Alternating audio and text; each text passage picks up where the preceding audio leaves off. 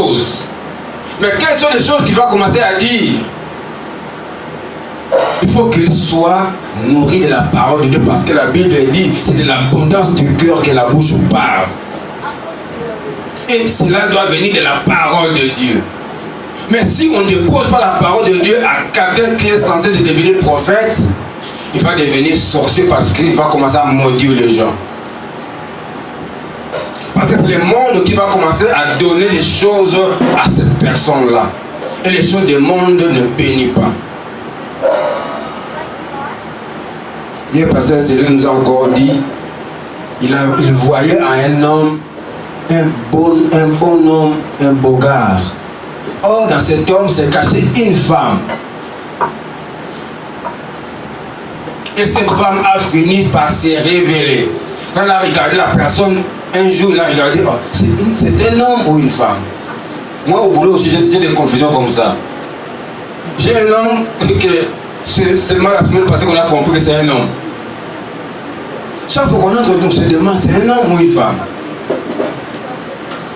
Et on ne le voit jamais avec des hommes. Il est toujours à côté des femmes. Même si vous le dites, vous le saluez, il ne répond même pas. Mais avec les femmes, il est très cool. Pourquoi on ne l'a pas encadré? Au lieu de sortir l'homme qu'il était, il a sorti une femme qu'il n'était pas.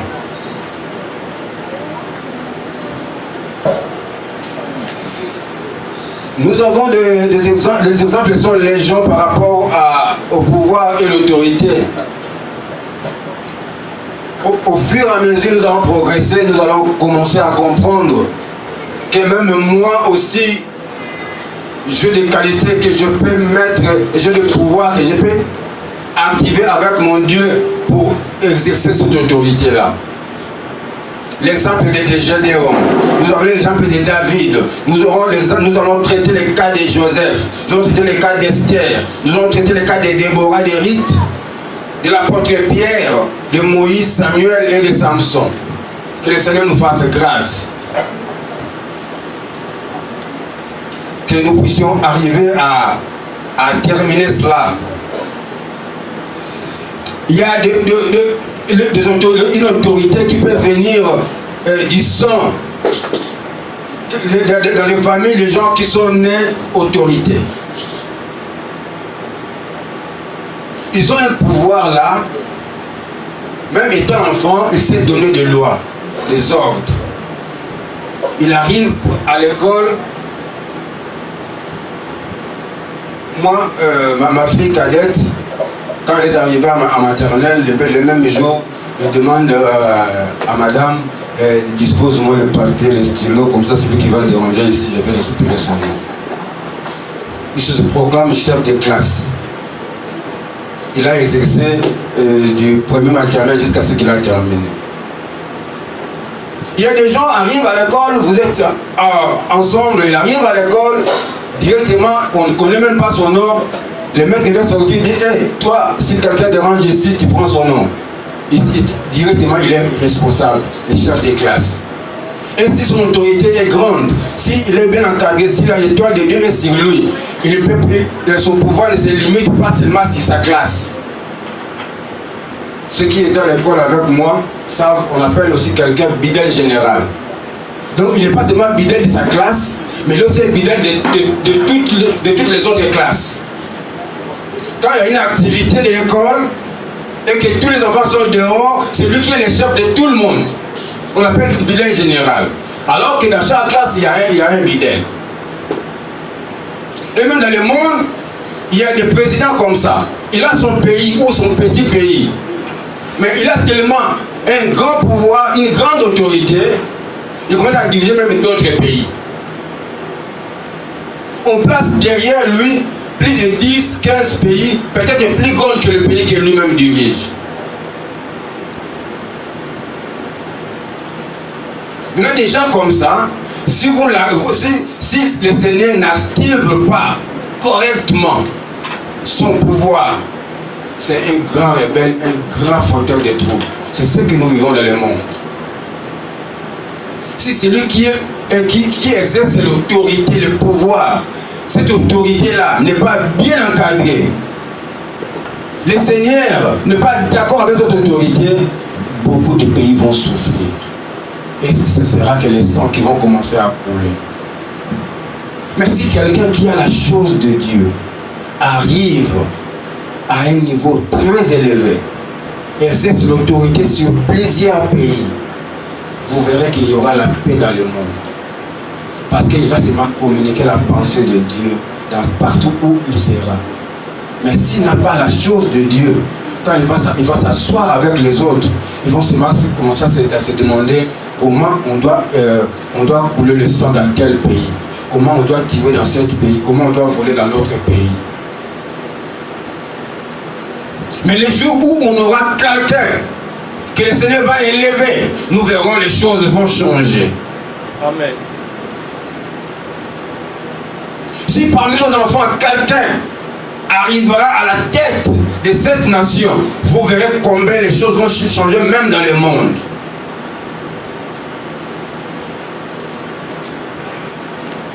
Que le Seigneur nous aide.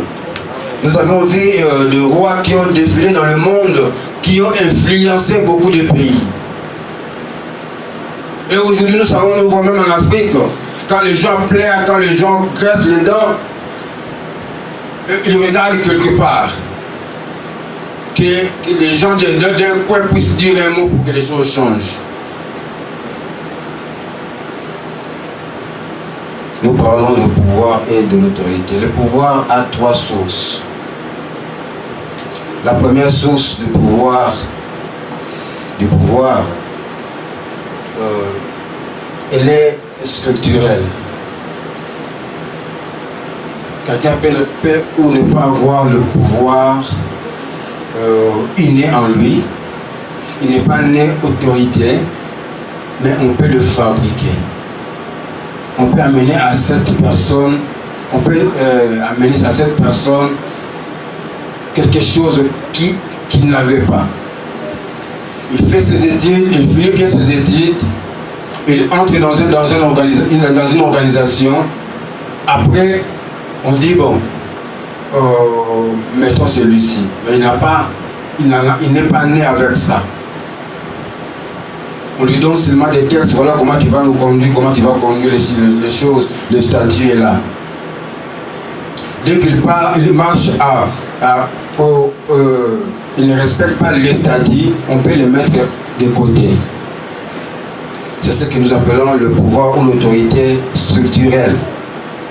Il y a aussi le deuxième pouvoir, le pouvoir du savoir, ou l'autorité de l'expérience.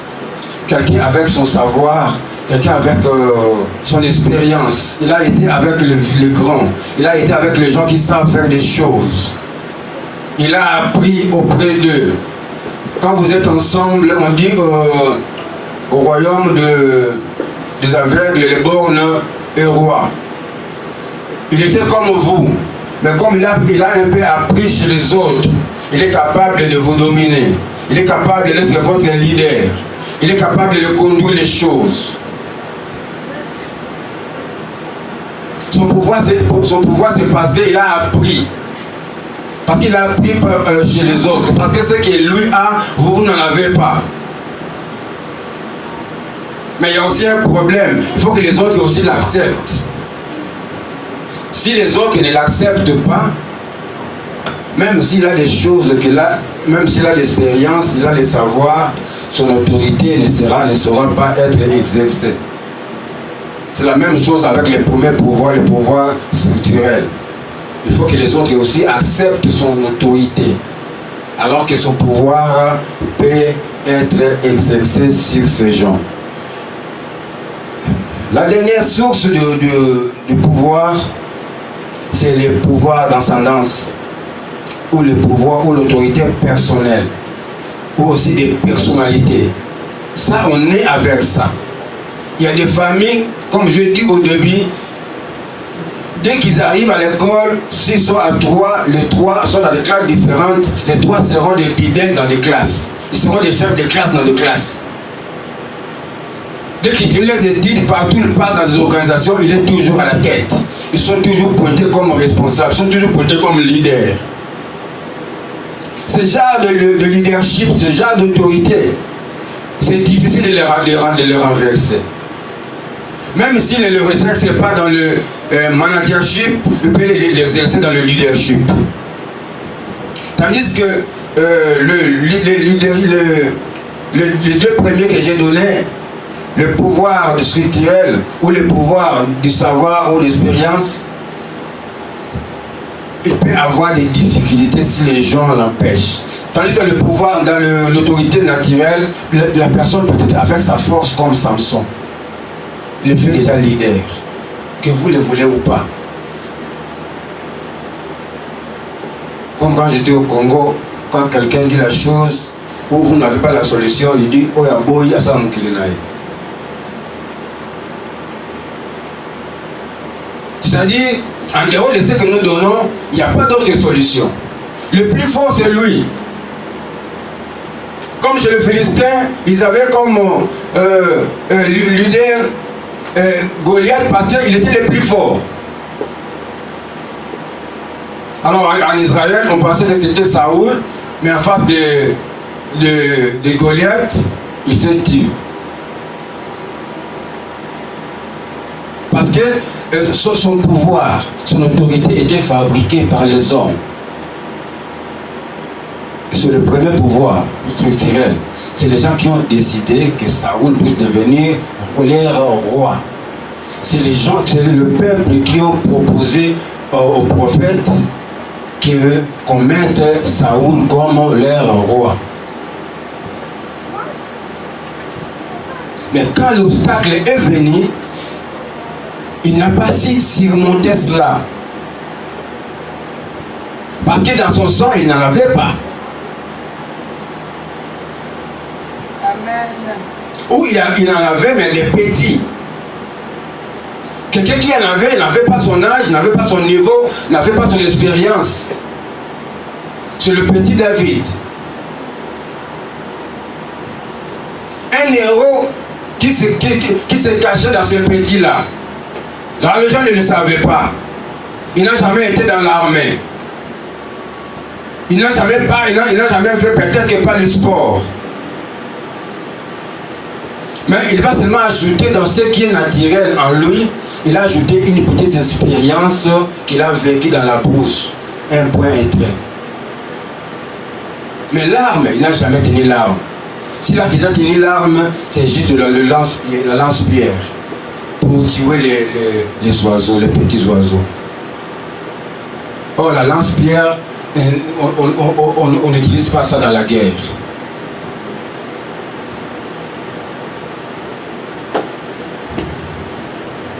Au centre de toutes choses, j'ai cité 10 noms sur lesquels nous allons défiler, mais il y a le 11e nom par où nous allons clôturer, c'est Jésus lui-même. C'est celui qui est incarné ou qui incarne le vrai pouvoir et la vraie autorité. Amen. Alors que nous montons, n'oubliez pas que nous allons chuter par là, nous allons chuter par lui. Mais c'est lui aussi qui donnait à tous ces gens ici les qualités qu'ils avaient. Ne me dis pas que Jésus n'était pas à ce temps-là. Oui, quelqu'un peut me dire, oh, mais Jésus est venu après les Samson, après les David, après tout ça, tout ça. Il a déjà répondu à cela. Ne pose plus cette question. Quand il parlait d'Abraham, Abraham a voulu voir mon jour, il ne l'a pas vu. Il dit, mais toi tu parles d'Abraham, mais Abraham a vécu avant toi. Il a dit non. Avant qu'Abraham soit, moi je suis. Amen. Lui, il n'a pas commencé. Lui, il était là depuis le commencement. Je ne sais pas si je me fais comprendre. Il n'a pas commencé, mais il était là depuis le commencement. Quand le commencement a commencé, lui était là. Quand on dit on va commencer, lui était déjà là. Et quand tout finira, lui sera toujours là. Amen. Il n'a ni commencement ni fin. Donc, il a vu toutes les autres personnes commençaient. Tous les événements commençaient, passaient, il voyait.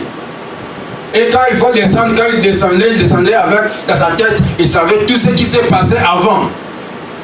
Il est venu seulement mettre en ordre, et mettre l'ordre là où il n'y avait pas l'ordre.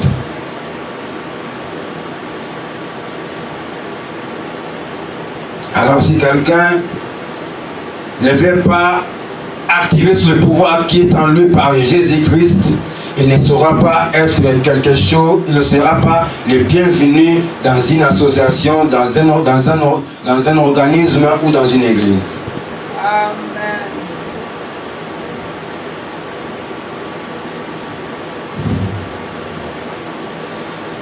Je prends la première partie ou le premier point, l'autorité structurelle.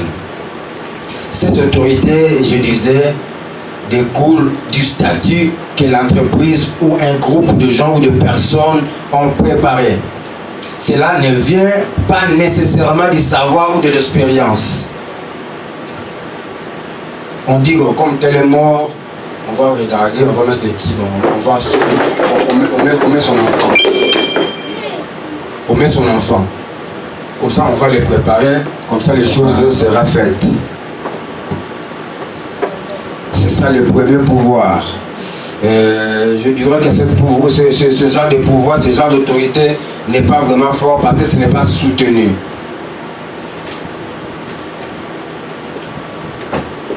Ce pouvoir-là peut être foulé aux pieds par les autres.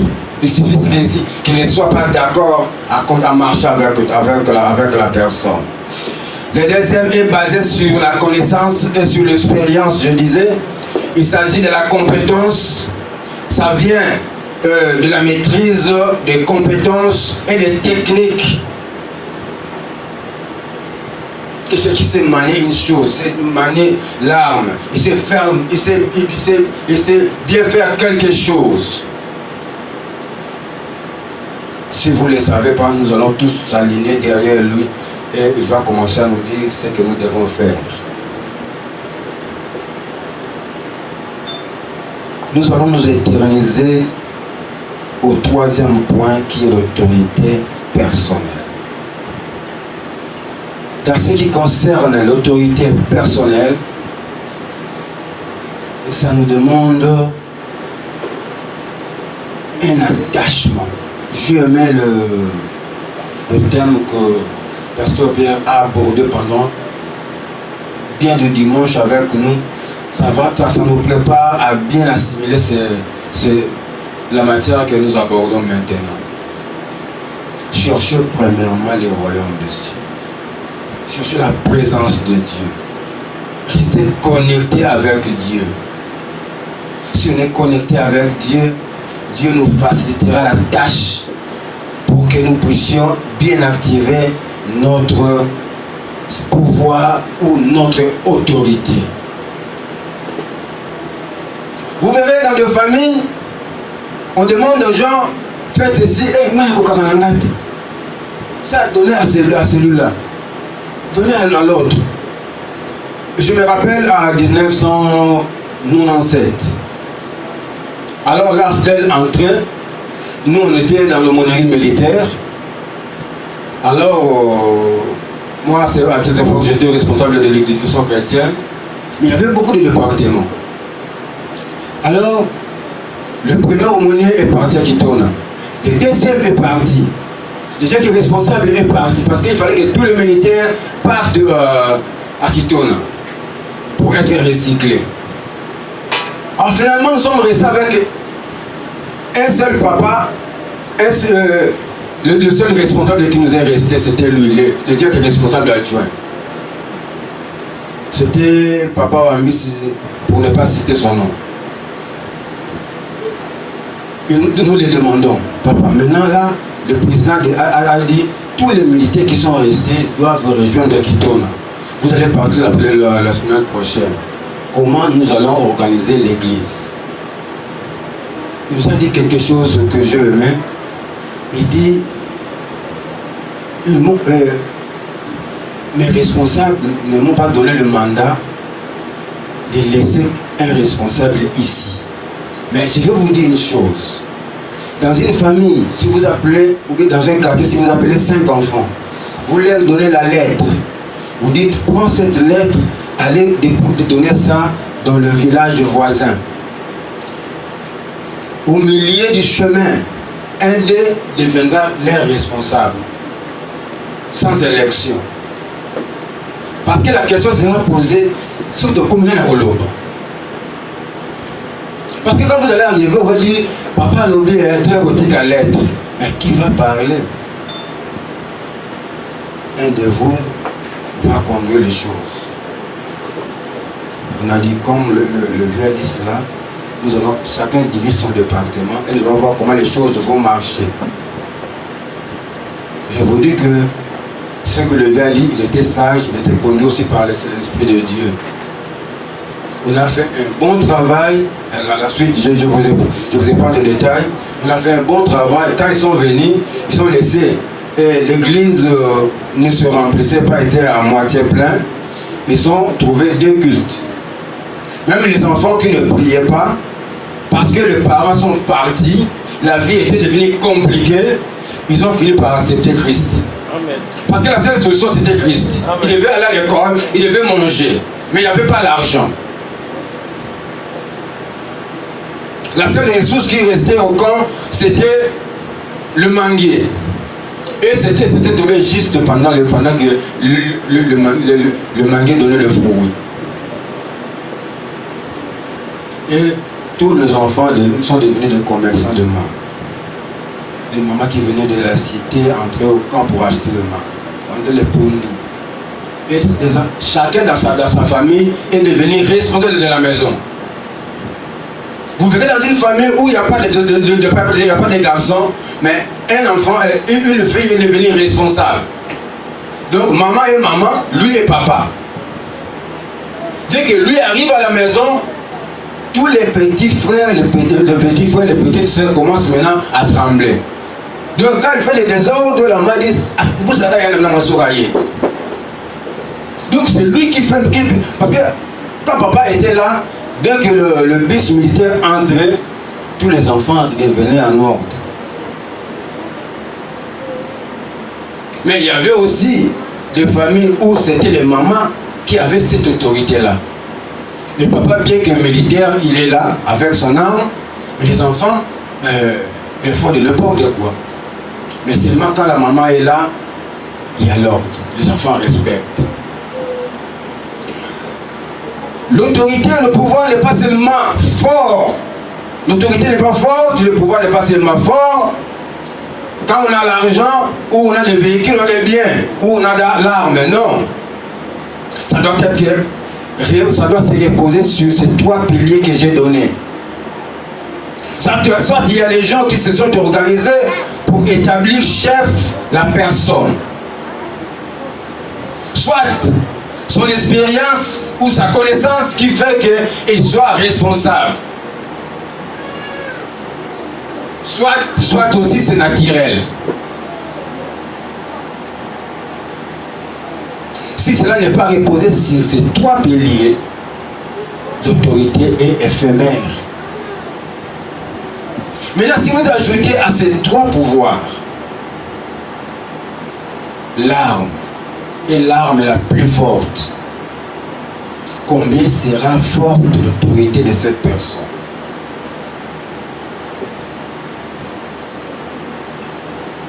Nous prenons un pays le plus puissant du monde, la nation la plus puissante du monde, mais il marche dans la crainte de Dieu. Vous croyez qu'il y aura encore des guerres dans le monde? Vous croyez qu'on aura encore des gens qui vont commencer à souffrir? Vous croyez qu'on aura encore besoin de prison? On a essayé ça avec la Suisse. La Suisse n'a pas l'armée. La Suisse a juste la police. Et la police de la Suisse est différente de la police d'autres pays. Suisse a Bundaranaïte, Ok, vous voulez gagner à Bundaïté, à Bundaïné, à Zanamote. La police a juste le petit pistolet. Mais quand ils vous abordent, c'est avec la parole. Mais il y a la paix, il y a une paix terrible en Suisse. Et tout le monde veut aller garder son argent là parce que là-bas il y a la paix. Mais regarde le pays qui fabrique des armes chimiques, des armes sophistiquées. Mais ils sont toujours en guerre. Qui peut aller garder son argent là-bas? Je ne suis pas les ce pays-là ici, pour ne pas faire la publicité. Qui peut vouloir, qui peut accepter aller cacher son argent là-bas? Là où il y a la guerre tous les jours. Vous cachez votre argent aujourd'hui, demain, l'immeuble va s'écrouler et l'entreprise, la banque disparaît. Mais depuis que la Suisse est suisse, même les attentats n'arrivent même pas là-bas. On attaque la France, on attaque l'Allemagne, on attaque l'Italie, la Grande-Bretagne. Mais la Suisse n'est pas touchée. Pourquoi? Parce qu'ils ont compris que ce n'est pas avec la force physique qu'on peut s'imposer, mais avec la tête.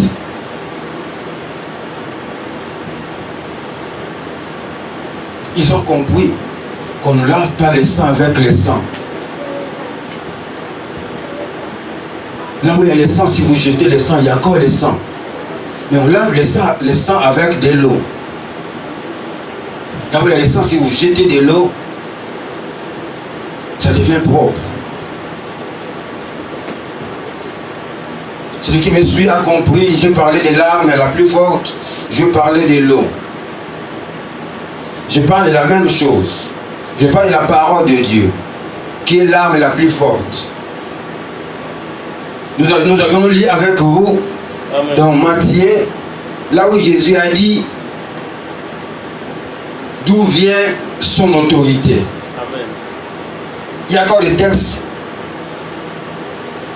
Quand Jésus répondait à Pilate, Pilate dit, moi je pitié de toi. Tu sais que j'ai le pouvoir de te libérer ou de te clouer sur la croix.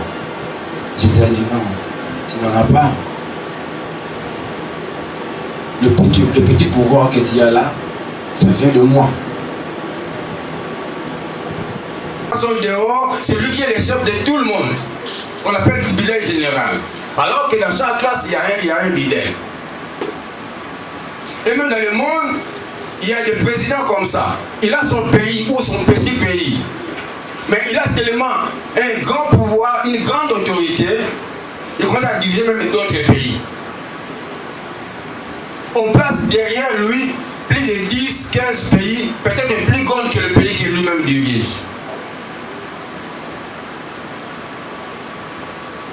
Maintenant, des gens comme ça, si le Seigneur n'active pas correctement son pouvoir, c'est un grand rebelle, un grand fauteur. Les filles déjà leaders, que vous le voulez ou pas.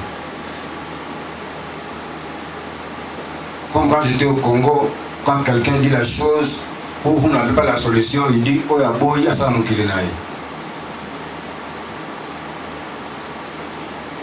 C'est-à-dire, en dehors de ce que nous donnons, il n'y a pas d'autre solution. Le plus fort, c'est lui. Comme chez les Philistins, ils avaient comme leader Goliath parce qu'il était le plus fort. Alors en Israël, on pensait que c'était Saoul, mais en face de Goliath, il s'est tué. Parce que son pouvoir, son autorité était fabriquée par les hommes. Ils seront vieux, ils seront toujours bons.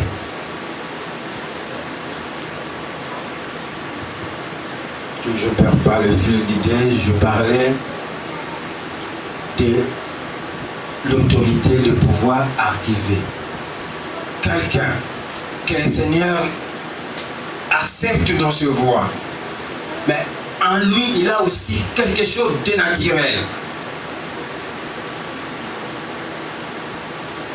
Une force, une intelligence comme de Daniel. Une force comme de Samson.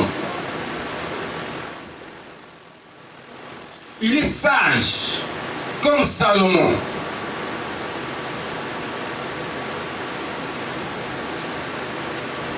Et il est simple comme Gédéon.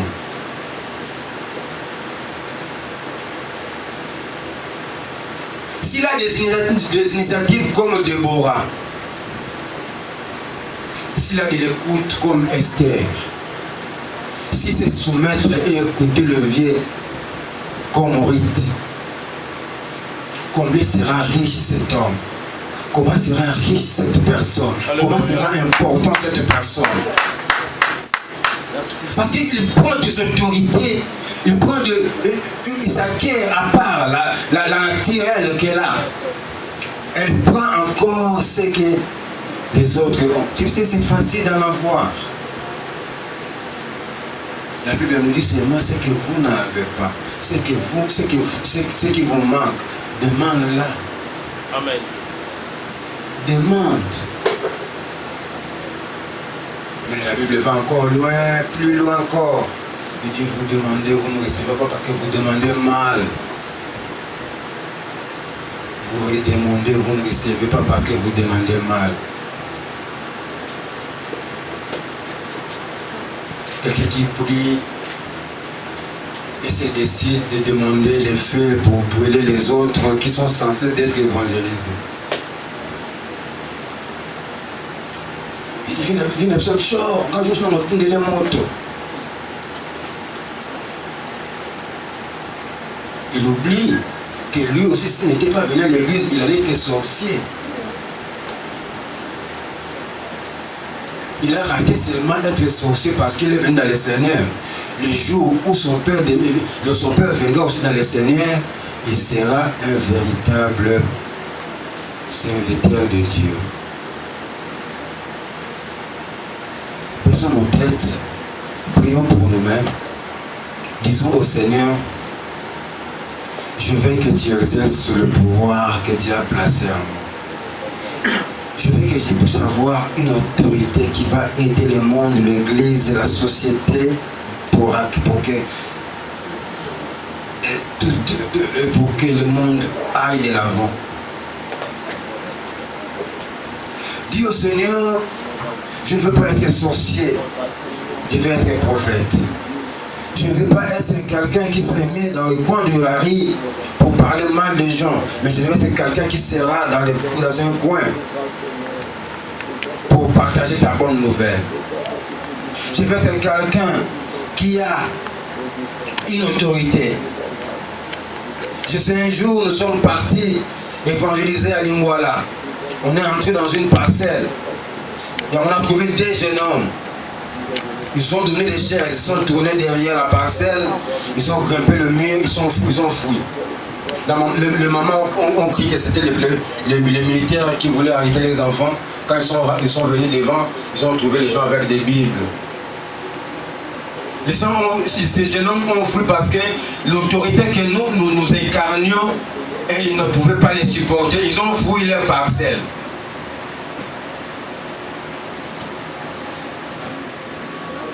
Si celui qui a l'arme pouvait aussi avoir cette genre d'autorité, cette même source du pouvoir, combien il serait respecté. Alléluia. Seigneur Dieu de gloire, nous te bénissons pour ce temps que tu as passé avec nous. Nous te laissons, Seigneur mon Dieu, mon roi, la suite de nos enseignements sous ta grâce. Laisse que mon Dieu, mon roi, oh Seigneur mon Dieu, que tu puisses nous donner encore l'intelligence, la sagesse, la connaissance qu'il faut. Seigneur, que tu puisses cadrer la connaissance de chacun. Que tu puisses cadrer les savoirs de chacun. Que tu puisses cadrer les qualités de chacun. Seigneur, que tu puisses encore nous faire du bien pour que le monde voie la manifestation du Fils de l'homme. Au nom de Jésus-Christ, nous avons prié et nous disons Amen.